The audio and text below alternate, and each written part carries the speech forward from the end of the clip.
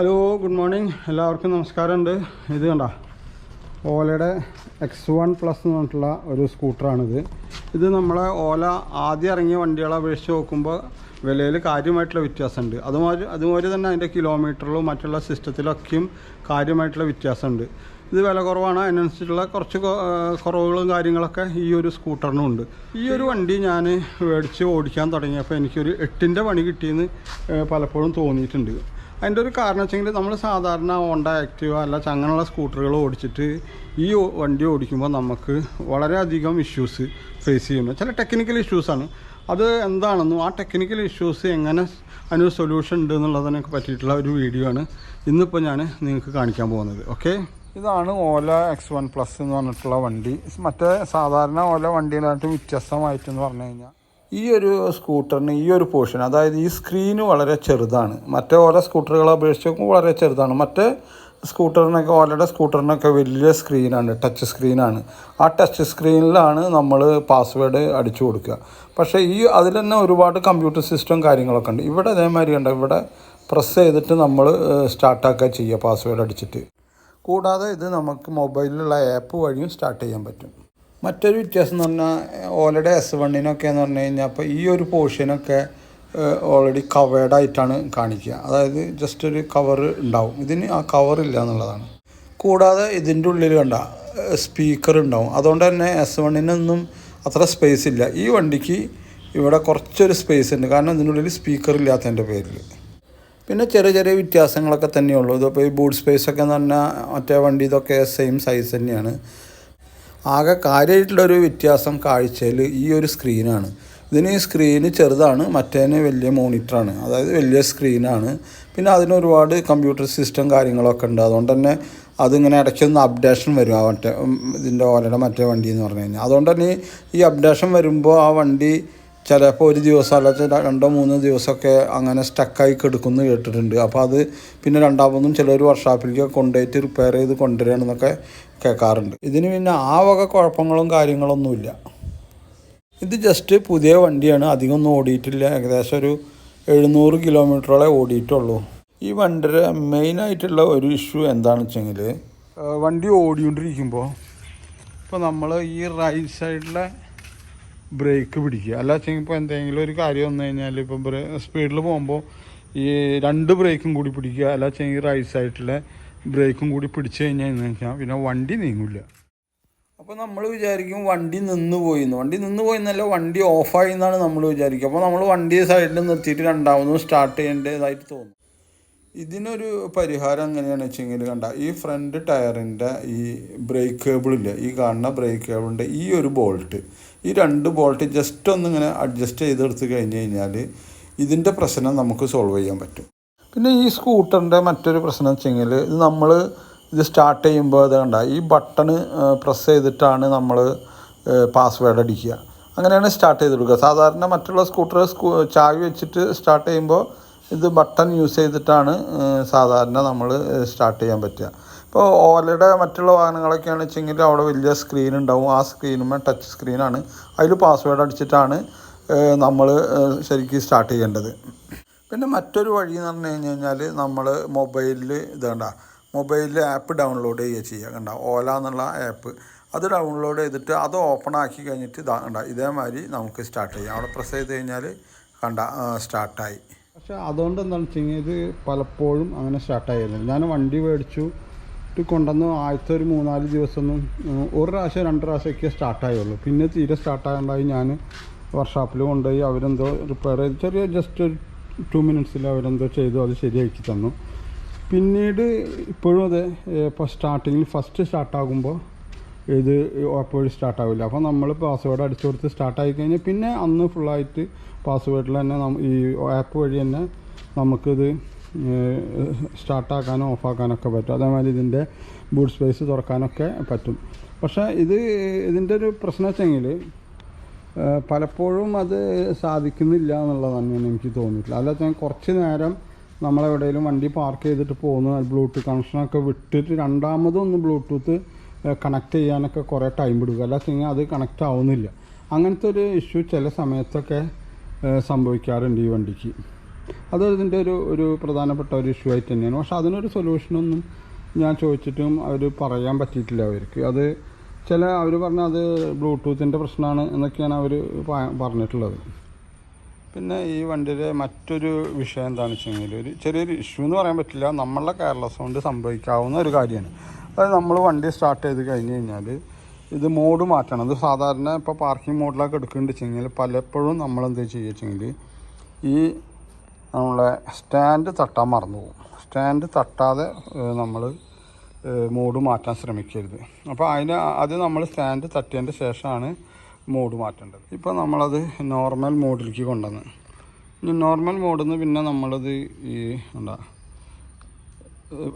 ഇത് ഞെക്കി കഴിഞ്ഞാൽ എക്കോയിലേക്ക് വരും. എക്കോയിൽ വന്നതെന്ന് വെച്ചാൽ നമ്മൾ വണ്ടി ഓടിച്ച് കഴിഞ്ഞ് കഴിഞ്ഞിട്ട് പിന്നെ തിരിച്ച് നമ്മൾ എവിടെയെങ്കിലും സ്റ്റോപ്പ് ചെയ്യുകയൊക്കെ ചെയ്ത് കഴിഞ്ഞ് കഴിഞ്ഞാൽ രണ്ടാമതും പാർക്ക് ചെയ്യേണ്ടി വരും. അങ്ങനെ പാർക്ക് ചെയ്ത് കഴിഞ്ഞാൽ നമ്മളെ ഈ എക്കോ മോഡ് നഷ്ടപ്പെടും. പിന്നെയും നമ്മൾ ആദ്യം ഇത് രണ്ടാമതും സെറ്റ് ചെയ്യണം. അതൊരു വിഷയം തന്നെ. കാരണം വെച്ചാൽ എപ്പോൾ നോക്കുമ്പോഴും എപ്പോൾ പാർക്ക് ചെയ്താലും ഇതിന് വേണ്ടിയിട്ട് കുറച്ചൊരു ടൈം നമ്മൾ സ്പെൻഡ് ചെയ്യണം ഇത് എക്കോ മോഡാക്കാൻ. കാരണം വെച്ച് കഴിഞ്ഞാൽ നമ്മളിത് പ്രസ് ചെയ്ത് ആ സ്പോട്ടിൽ തന്നെ അതൊരു എക്കോ മോഡാവില്ല. ആദ്യം വരെ സ്പോട്ടാണ്, പിന്നെയാണ് എക്കോ മോഡാവുക. അപ്പോൾ അതിനൊരു സെക്കൻഡ് ടൈം പിടിക്കും. അപ്പോൾ ഓരോ സമയം പാർക്ക് ചെയ്യുമ്പോഴും ഇങ്ങനത്തെ ഒരു വിഷയമുണ്ട്. അത് ശരിക്കും കമ്പനി അതിനെന്തെങ്കിലും മറ്റൊരു സൊല്യൂഷൻ കാണേണ്ടതായിരുന്നു എന്ന് എനിക്ക് തോന്നിയിട്ടുണ്ട്. അതേമാതിരി തന്നെ കണ്ട ഇപ്പോൾ ഇത് എക്കോ മോഡിലാണ് വെച്ചാൽ പോലും ചില സമയത്ത് നമ്മൾ ആക്സിലേറ്റർ കൊടുത്തു കഴിഞ്ഞാലും വണ്ടി നീങ്ങുന്നില്ല. അങ്ങനെ ഒരു പ്രശ്നം, അത് മറ്റൊരു വിഷയമാണ്. കണ്ട ആക്സിലേറ്റർ കൊടുത്തു കഴിഞ്ഞാലും വണ്ടി നീങ്ങണ്ടേ, എക്കോയിലിട്ട് കഴിഞ്ഞാലും. അപ്പോൾ നമ്മൾ ഒന്നുകൂടി ബ്രേക്ക് കൊടുത്തു കഴിഞ്ഞാൽ ചിലപ്പോൾ നീങ്ങാറുണ്ട്. ചിലപ്പോൾ 2 ബ്രേക്കും കൂടി കൊടുക്കേണ്ടി വരും. നോക്കാം ഒരു മിനിറ്റ്. 2 ബ്രേക്ക് കൂടി കൊടുത്തു കഴിഞ്ഞാൽ ചിലപ്പോൾ നീങ്ങുള്ളൂ. ഇപ്പോൾ 2 ബ്രേക്കും കൂടി ഞാൻ ഒന്ന് സ്ട്രോങ്ങിൽ പിടിച്ചു വിട്ടപ്പോൾ വണ്ടി നീങ്ങാൻ തുടങ്ങി. ഈ ഒരു ഇഷ്യൂവിനും പ്രധാന കാരണം എന്താണെന്ന് വെച്ച് കഴിഞ്ഞാൽ ഈ നേരത്തെ കാണിച്ച ടയറിനോട് ചേർന്നിട്ടുള്ള നമ്മുടെ ബ്രേക്കിൻ്റെ ഈ ഒരു ബോൾട്ട്, ഈ ബ്രേക്ക് കേബിളിൻ്റെ ഈ ഒരു ബോൾട്ട് അഡ്ജസ്റ്റ് ചെയ്ത് കഴിഞ്ഞാൽ ഈ ഒരു പ്രശ്നം നമുക്ക് സോൾവ് ചെയ്യാം. പിന്നെ പൊതുവേ ഒരു മേജർ കംപ്ലൈൻ്റ് ആയിട്ട് ആൾക്കാർ പറയുന്നത് വെച്ചെങ്കിൽ ഇതിൻ്റെ ഈ ഒരു കാണിച്ചു തരാം. ഇതിൻ്റെ ഈ ഒരു സംഭവമാണ്, അതായത് സ്റ്റാൻഡിനൊരു ആവതില്ലാത്ത മാതിരിയാണ് എപ്പോഴും. സംഭവം സ്റ്റാൻഡ് സ്ട്രോങ് ആണെച്ചാൽ പോലും ഇതിനൊരു സ്ട്രെങ്ത്ത് ഫീൽ ചെയ്യുന്നില്ല. പക്ഷേ ഈ വണ്ടിക്ക് അത്ര മതി എന്നുള്ളതായിരിക്കാം. എന്തായാലും അതൊരു പോരായ്മയായിട്ട് ഫീൽ ചെയ്യുന്നുണ്ട്. അതിനിപ്പോൾ ആമസോണിലൊക്കെ അതിന് വേറെ സ്റ്റാൻഡ് തന്നെ വിൽക്കുന്നുണ്ട്. അപ്പോൾ നമുക്ക് വേണമെങ്കിൽ ഇതിന് പകരം വേറെ സ്റ്റാൻഡ് മേടിച്ച് കുറച്ചുകൂടി സ്ട്രോങ് ആയിട്ടുള്ള സ്റ്റാൻഡ് മേടിച്ച് വെക്കാൻ പറ്റും. അതേമാതിരി തന്നെ ഫ്രണ്ടിലെ ഈ വീലിൻ്റെ സംഭവം ഉണ്ടല്ലോ, ഇത് സംഭവം സ്ട്രോങ് ആണ്. പിടിച്ച് നോക്കുമ്പോഴൊക്കെ നല്ല സ്ട്രോങ് സാധനം. പക്ഷേ കാഴ്ചയിൽ കാണുമ്പോൾ അതൊരു സ്ട്രോങ് ഇല്ലാത്ത മാതിരി ഫീൽ ചെയ്യുന്നുണ്ട്. അത് ആ കളറിൻ്റെ ഒരു വിഷയമാണെന്നാണ് തോന്നിയിട്ടുള്ളത്. സംഭവം സ്ട്രോങ് ആണ്, പക്ഷേ അത് കുറച്ചൊരു വേറെ ഒരു അലുമിനിയം കളറല്ല വെച്ചെങ്കിൽ വേറെ എന്തെങ്കിലുമൊക്കെയാണ് വെച്ചെങ്കിൽ കുറേ കൂടിയും ഭംഗി ഫീൽ ചെയ്തായിരുന്നു തോന്നിയിട്ടുണ്ട്. ഇപ്പോൾ അതൊരു സ്ട്രോങ് അല്ലാത്തൊരു മെറ്റീരിയൽ മാതിരി ഫീൽ ചെയ്യുന്നുണ്ട്. ഇതൊക്കെയാണ് ഇത്. അതേമാതിരി ഇവിടെ സെപ്പറേറ്റ് ചെറിയൊരു കാല് വയ്ക്കാനുള്ളതുണ്ട്. അതൊക്കെ എന്താ പറയുക, അതിനൊന്നൊരു സ്ട്രോങ് ഇല്ല എന്നുള്ളൊരു ഫീല് ഉണ്ട് പൊതുവെ. അതിനൊക്കെ ആമസോണിൽ പുതിയ വേറെയും സാധനങ്ങൾ വിൽക്കുന്നുണ്ട് കേട്ടോ. അതേമാതിരി ലേഡീസ് ഇത് ഫൂട്ട് വയ്ക്കുന്നതും ഒക്കെ ആമസോണിൽ കിട്ടും. ഇതുപോലത്തെയൊക്കെ ശരിക്കും പറഞ്ഞാൽ സംഗതി സ്ട്രോങ് ആണ് എന്നാൽ പോലും കാഴ്ചയിൽ ഇതൊരു സ്ട്രോങ് ആയിട്ടുള്ളൊരു സാധനമായിട്ട് ഫീൽ ചെയ്യുന്നില്ല എന്നുള്ളതാണ്. പിന്നെ ഈ വണ്ടിയുടെ വിലേനെ പറ്റി പറയുകയാണെന്ന് വെച്ച് കഴിഞ്ഞാൽ 1,02,000 രൂപയ്ക്ക് എനിക്ക് ഓൺ റോഡ് ഈ വണ്ടി കിട്ടി. അത് അവർ ഒരാഴ്ചയാണ് അന്ന് പറഞ്ഞത്. പക്ഷേ അതൊന്ന് ഭയങ്കരമായിട്ട് അവരൊരു ഓഫർ ഇട്ടുണ്ടാകുന്നതിൻ്റെ പേരിലായിരുന്നു. അത് കാരണം അത് കുറച്ച് ഡിലേ ആയി, ഒരു മാസമൊക്കെ പിടിച്ചു.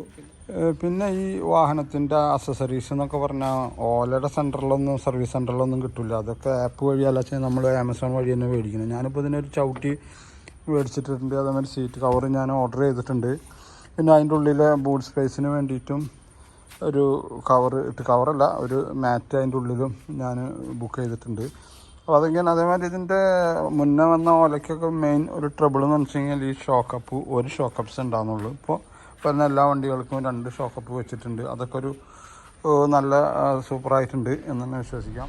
പിന്നെ ഇപ്പോൾ ഈ വണ്ടിയുടെ കിലോമീറ്ററും കാര്യങ്ങളൊക്കെ കമ്പനി ഓഫർ ചെയ്ത മാതിരി തന്നെ കിട്ടുന്നുണ്ട്. അതായത് കമ്പനി പറയണത് 150 കിലോമീറ്ററാണ്. അതായത് എക്കോ മോഡിൽ പോവുകയാണെന്ന് വെച്ച് കഴിഞ്ഞാൽ 125 കിലോമീറ്ററും നോർമലിൽ പോവുകയാണെന്ന് വെച്ചാൽ 90 കിലോമീറ്ററാണ് പറയണത്. പിന്നെ സ്പോട്ടിൽ 75ഒക്കെയാണ് പറയുന്നത്. അപ്പോൾ അത് ഇപ്പോൾ ഈ പറഞ്ഞ മാതിരി 125, അപ്പോൾ എക്കോയിലാണ് അധികം ഓടിക്കാറ്. എക്കോയിൽ 125 കിലോമീറ്ററും പൂർണ്ണമായിട്ട് ശരിക്കും കിട്ടുന്നുണ്ട്. അതുമാത്രമല്ല അത് 40 കിലോമീറ്റർ സ്പീഡിലെ എക്കോയിൽ പോകാൻ പറ്റുള്ളൂ. നോർമൽ സ്പീഡിൽ അതിലും കൂടുതൽ പോവുക, പക്ഷേ അത് 90 കിലോമീറ്ററുള്ളൂ. അപ്പോൾ അതുകൊണ്ട് തന്നെ കമ്പനിയിൽ പറയണ മറ്റുള്ള കാര്യങ്ങളൊക്കെയും വളരെ കറക്റ്റ് തന്നെയാണ്. പിന്നെ ഇതിൻ്റെ മറ്റൊരു വിഷയം പൊതുവായിട്ട് പറയുകയാണെന്ന് വെച്ച് കഴിഞ്ഞാൽ ഓല ഈ ഒരു വാഹനത്തിന് അതായത് ഓലയ്ക്ക് കാര്യമായിട്ടുള്ള സർവീസ് സെൻ്ററുകളൊന്നുമില്ല. ഇപ്പോൾ ഇവിടെ അടുത്തെന്ന് പറഞ്ഞു കഴിഞ്ഞാൽ തൃശ്ശൂർ കൊണ്ടാണ്. തൃശ്ശൂർ അമല ഹോസ്പിറ്റലിൻ്റെ അടുത്താണ് ഒരു സർവീസ് സെൻ്റർ ഉള്ളത്. എനിക്കിപ്പോൾ ഇവിടെ നിന്ന് പോകണമെന്ന് വെച്ചാൽ ഒരു 10-40 കിലോമീറ്റർ ഓടിച്ച് പോകണം. പിന്നെ അല്ല വെച്ചാൽ അവിടെ ഞാനിപ്പോൾ ഒരു പ്രാവശ്യം ആകെ പോയത്. അവിടെ പോയപ്പോൾ അവർ പറഞ്ഞു ചിലപ്പോൾ ഈ വണ്ടി ഇവിടെ കുറച്ച് തിരക്കാണ്, ടൗണിൽ കൊണ്ടുപോകണം എന്നൊക്കെ പറഞ്ഞു. അപ്പോൾ അതൊരു ശരിയായിട്ടുള്ള സിസ്റ്റമല്ല. ശരിക്കും ഇതിൻ്റെ ഒരു കാര്യമായിട്ടുള്ള ഡ്രോബാക്ക് തന്നെ എന്തെങ്കിലും ഒരു പ്രശ്നം ഉണ്ടാവണം വെച്ചെങ്കിൽ, ഒരു ഇഷ്യൂസ് ഉണ്ടായിക്കണം വെച്ചെങ്കിൽ അത് അത്രയും അകലെ കൊണ്ടുപോകേണ്ടി വരുന്നത് ഒരു വലിയൊരു വിഷയമാണ്. അതുകൊണ്ട് തന്നെ അത് ഓല എന്ന് പറഞ്ഞാൽ കമ്പനിക്കാർ ശ്രദ്ധിക്കേണ്ടതാണ്. എല്ലാം ഒരുവിധം മേജർ ടൗണിലൊക്കെയും അല്ല വെച്ചെങ്കിൽ ഒരുവിധം ഭേദപ്പെട്ട ടൗണിലൊക്കെ ഓരോ സർവീസ് സെൻ്ററുകൾ ഉണ്ടാവണമെന്നാണ് നല്ലതെന്നാണ് എനിക്ക് തോന്നിയിട്ടുള്ളത്. അല്ല വെച്ചെങ്കിൽ പിന്നെ ഇത്രയും വണ്ടികൾ ഒരു സർവീസ് സെൻ്ററിൽ ഇത്രയധികം വണ്ടികൾ കൊടുക്കേണ്ടി വരും. അല്ല വെച്ചെങ്കിൽ കസ്റ്റമർ ഇത്രയും ലോങ് ഓടിച്ചിട്ടൊരു വണ്ടി സർവീസിന് കൊണ്ടുപോകുക എന്നൊക്കെ പറയുന്നത് വലിയൊരു വിഷയമാണ്. അത് ഒന്ന് ശ്രദ്ധയിൽപ്പെടുത്തേണ്ടതാണ് കമ്പനി. അപ്പോൾ ഇതൊക്കെയാണ് ഓല S1 X+ എന്ന് പറഞ്ഞിട്ടുള്ള ഈ ഒരു സ്കൂട്ടറിൻ്റെ വിശേഷങ്ങൾ. അപ്പോൾ എൻ്റെ ഈ ഒരു കൊച്ചു വീഡിയോ നിങ്ങൾക്ക് എല്ലാവർക്കും ഇഷ്ടപ്പെട്ട് കാണും എന്ന് വിശ്വസിക്കുന്നു. കൂടാതെ ഇതുവരെ എൻ്റെ ചാനൽ സബ്സ്ക്രൈബ് ചെയ്യാൻ വിട്ടുപോയിട്ടുള്ളവർ, അതേമാതിരി ആദ്യമായിട്ട് എൻ്റെ വീഡിയോ അല്ലെങ്കിൽ എൻ്റെ ചാനൽ കാണുന്നവരും മറക്കാതെ സബ്സ്ക്രൈബ് ചെയ്യുക. അതെൻ്റെ ഒരു അഭ്യർത്ഥനയായിട്ട് കണക്കാക്കണം. കൂടാതെ ഇനി അടുത്ത ഒരു വാഹനത്തിൻ്റെ വിശേഷങ്ങളുമായി വരുന്നത് വരെ എല്ലാവർക്കും നന്ദി, നമസ്കാരം.